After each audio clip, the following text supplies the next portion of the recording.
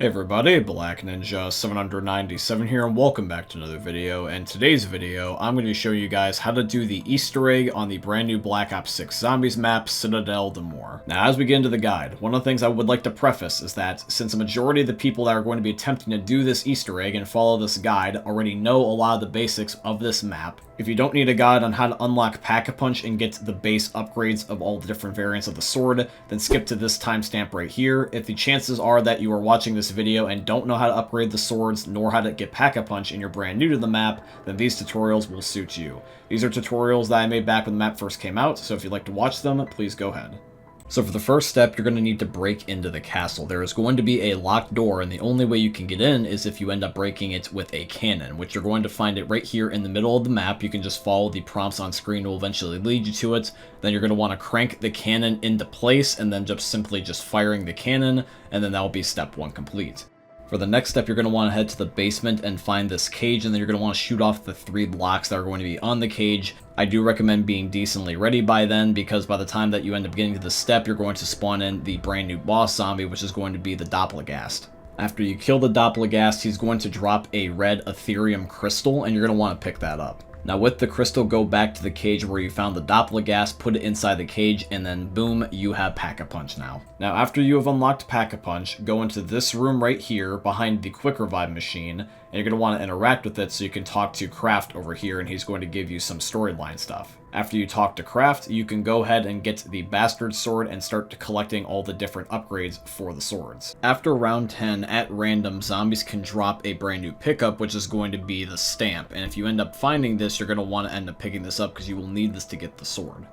With the Stamp, you're then going to want to go into the Vulture's Aid room and end up going to one of the Knight statues and interacting with it. You can end up doing this with any of them for the base sword, but if you want a certain upgrade, make sure to pick the right statue. This is how to get the Lightning Sword in the brand new Black Ops 6 Zombies map, Citadelle de Mortis. You're going to want to take the Stamp into the Vulture's Aid room and go up to specifically this Knight statue right here. Each of the 4 swords end up having a different Knight that you have to interact with in order to get their quest. So specifically for the Lightning Sword, you're going to want to interact with the one on the back left while looking at Vulture's Aid, or another way to look at it is that you want to pick the Knight that has a bull on his chest.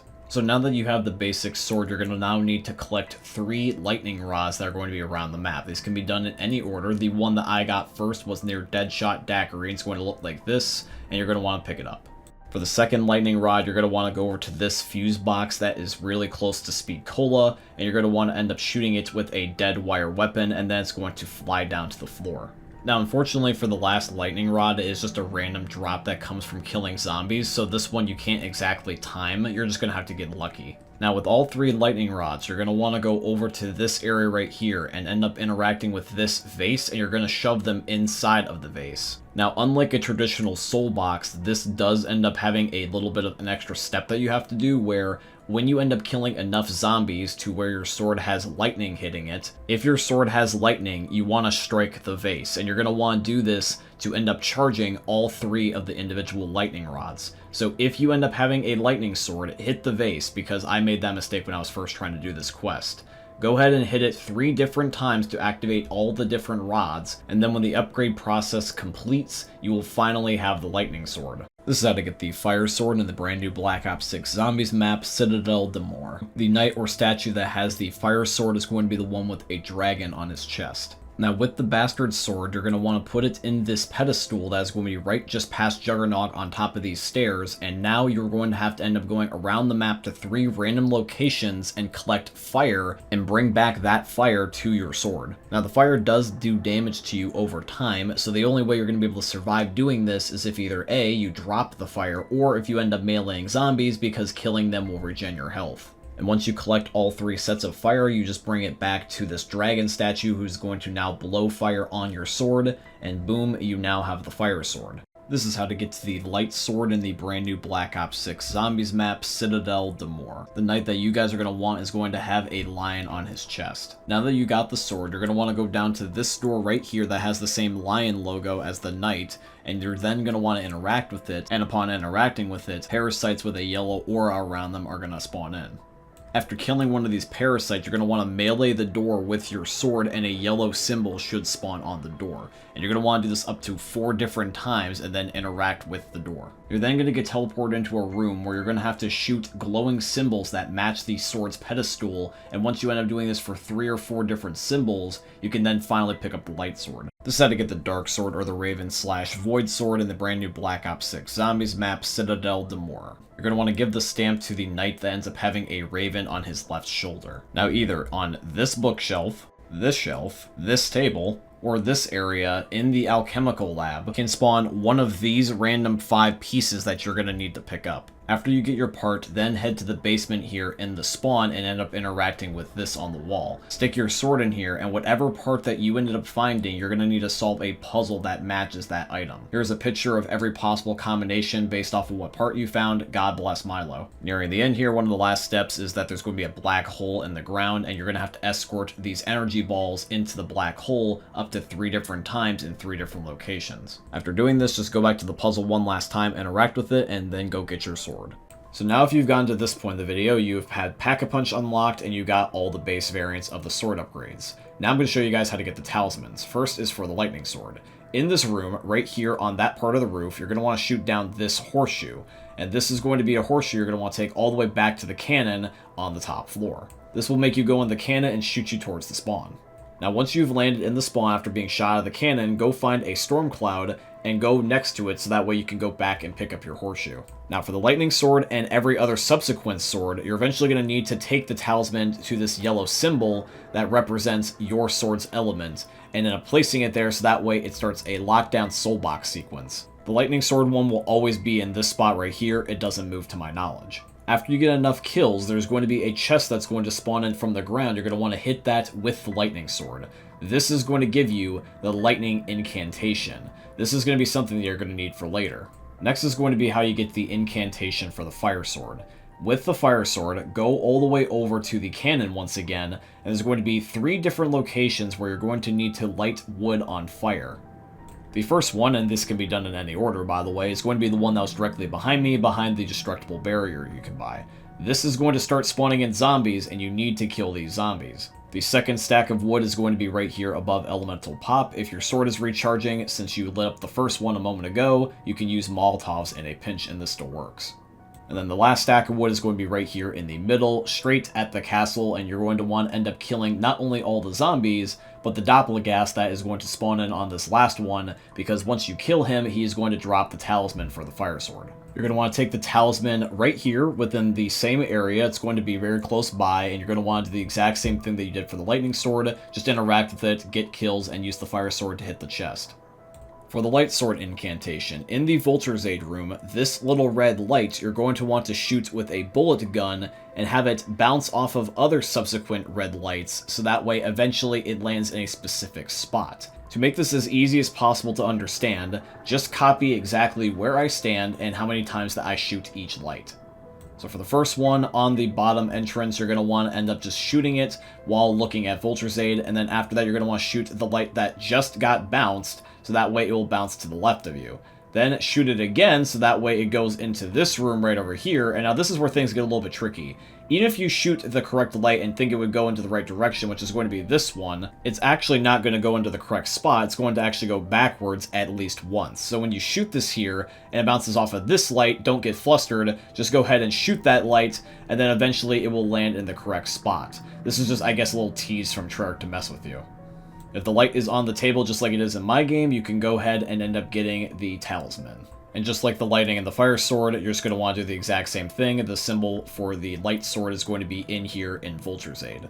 And then finally, for the last talisman, which is going to be for the dark sword, you're going to want to take this fast travel option right here, and then with a bullet gun, you're going to need to shoot a raven or a crow at the very bottom right of this tunnel right before you turn and get out. And if you successfully shoot him, he's going to be flying in the air, and then all you gotta do is just shoot him one more time until he drops his talon.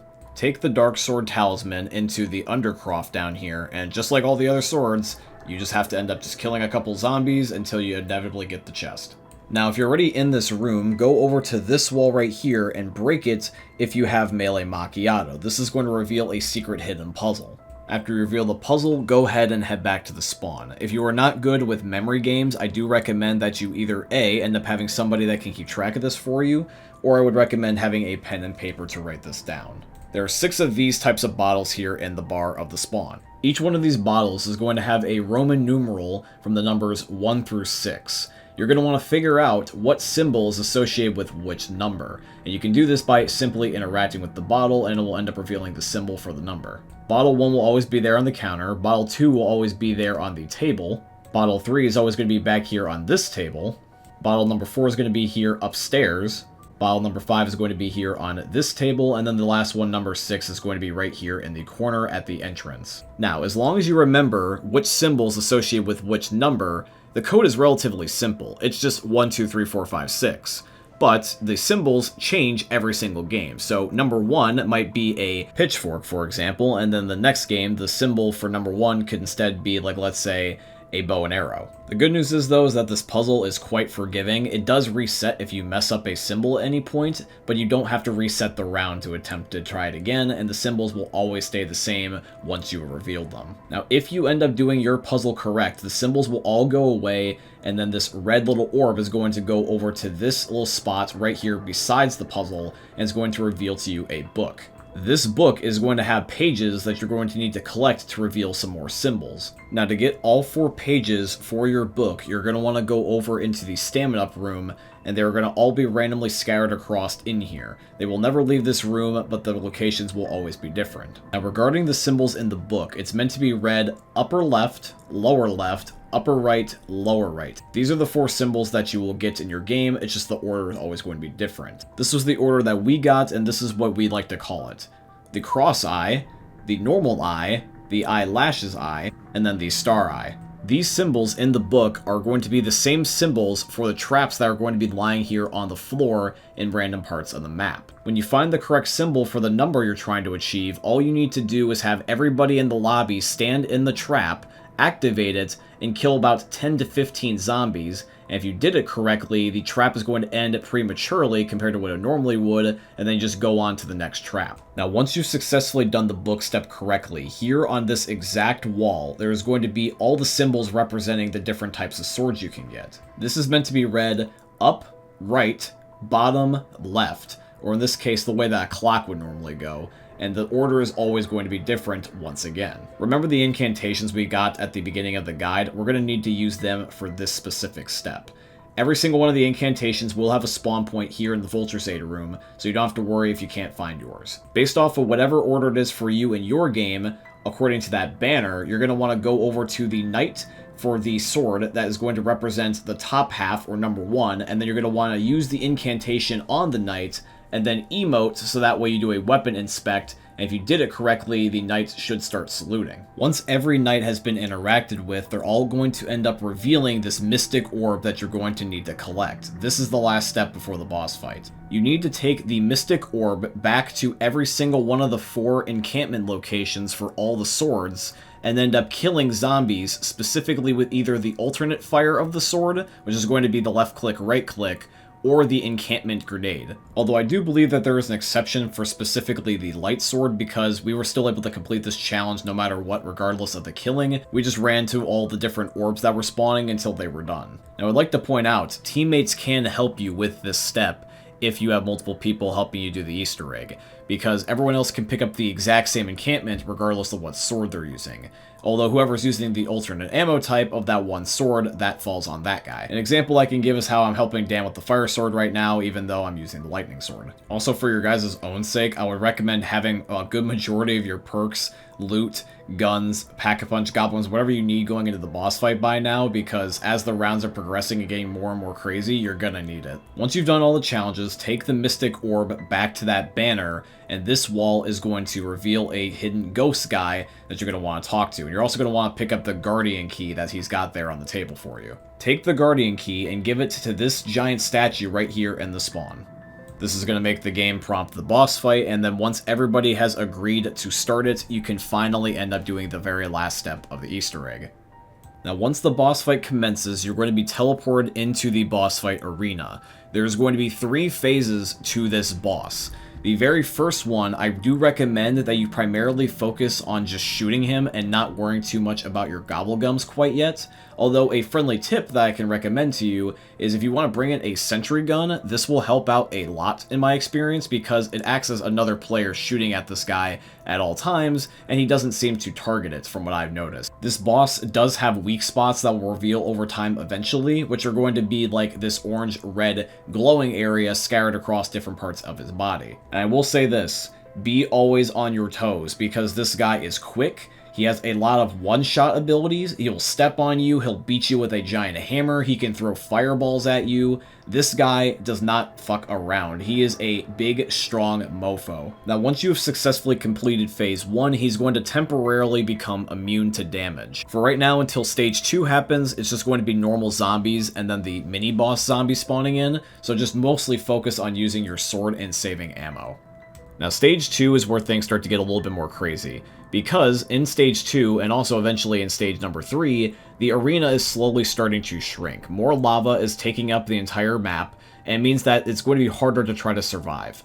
I would recommend using your gobblegums by this point, maybe even perhaps using some of your other stuff, like let's say your Aether Shroud, or maybe perhaps even using your sword's alternate ammo type, because at least the Fire Sword and Lightning Sword have long-ranged attacks, which is a way to get in a lot of damage if you don't want to use your gun. After completing phase 2, he will go immune one last time before the very last phase. Now, once you're in this last phase, all that's left is just this little area right here. Everything else is lava. Now, in this last phase here, we notice that he tends to like to step on people and be a goth dommy mommy or curb stomp leveling hell out of people, so one of the ways that we worked around this was idolize, because we are temporarily invisible. He can't see us, and so it doesn't matter about the zombies or the lava at this point, we just spray and pray.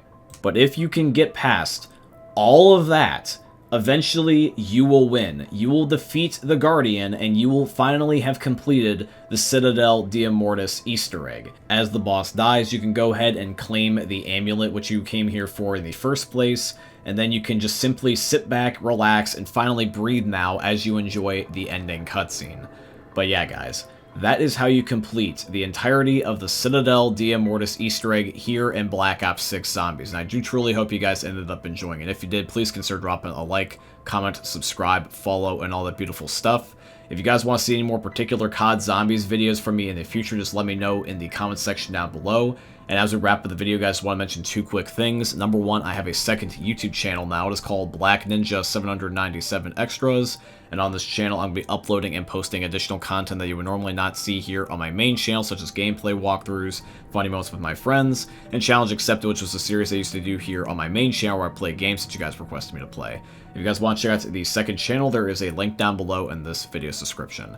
I also want to say thank you and shout out to Epic Games for being my first ever sponsor. I have a supporter creator code with them, and the code is just my name, Black Ninja 797 in all caps. If you guys want to, you can use it in the Fortnite and Epic Games item shops.